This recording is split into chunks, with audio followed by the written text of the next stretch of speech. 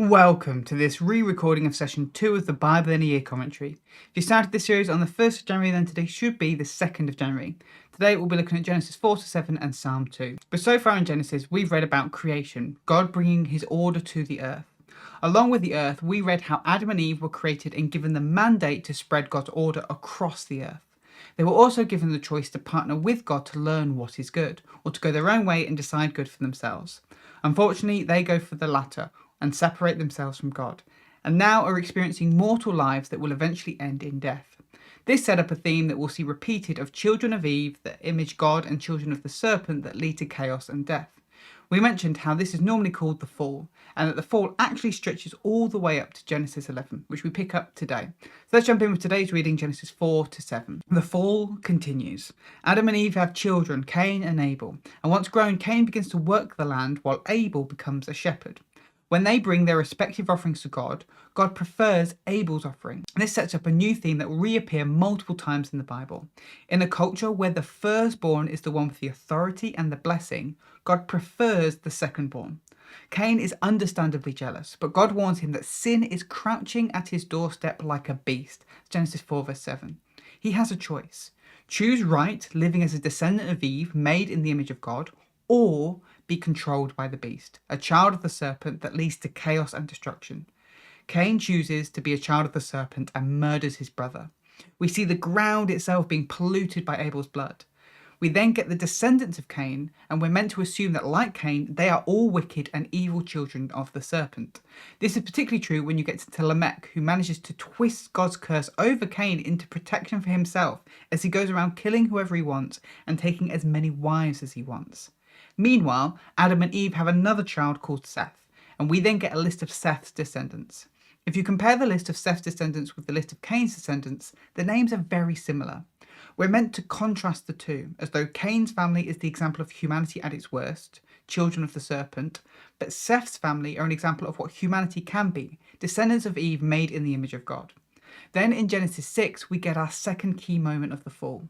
We have a weird story about the sons of God taking wives and then giving birth to Nephilim, giant hero men.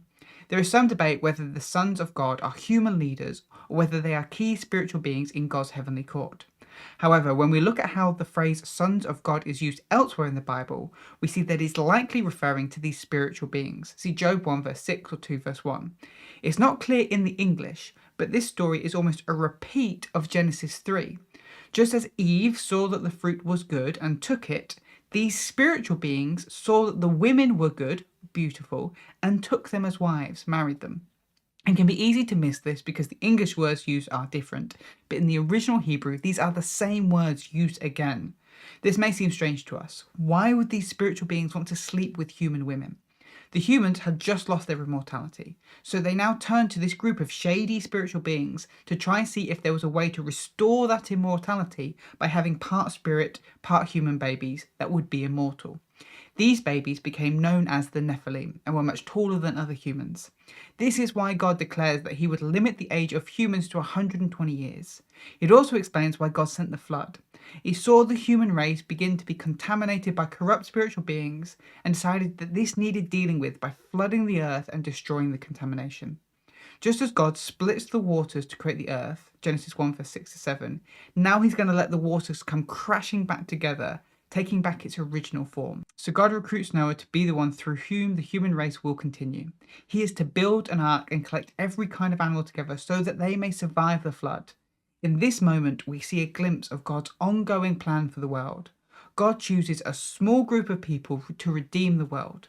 Noah builds an ark and fills it with animals, 7 pairs for each clean animal and a single pair for unclean animals.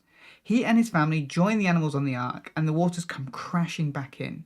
Just as the splitting of the waters brought order and life, the waters returning meant the destruction of this tainted creation, a return to chaos, to what it was like before God's order. But that's Genesis 4 to 7. Now let's look at Psalm 2.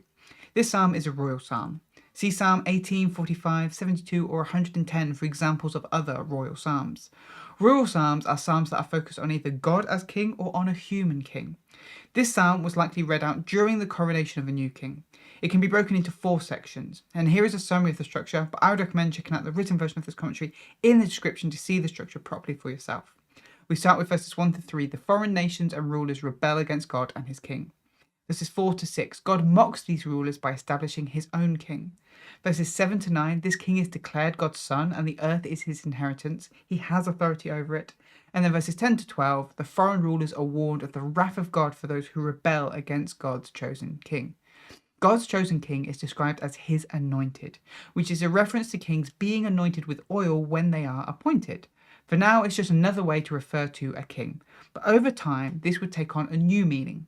In the same way, this psalm, at face value, should first be interpreted in light of God's authority over the nations and the authority he gives the kings over his people. God is the one with the authority, but the king plays the role of his son, Psalm 2 verse 7, his physical representative on earth.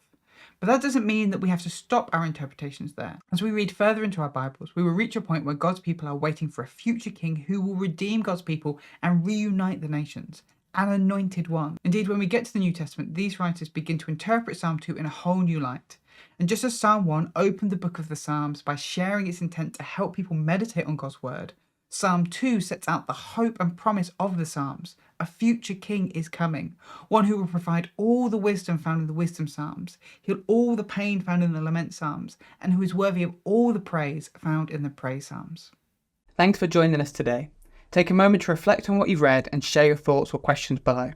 If you're watching in the future, then you can click here for the next session, or you can find the full playlist just down here. To receive these daily commentaries in your email inbox, subscribe via the link in the description below. Have a great day, and I'll see you tomorrow.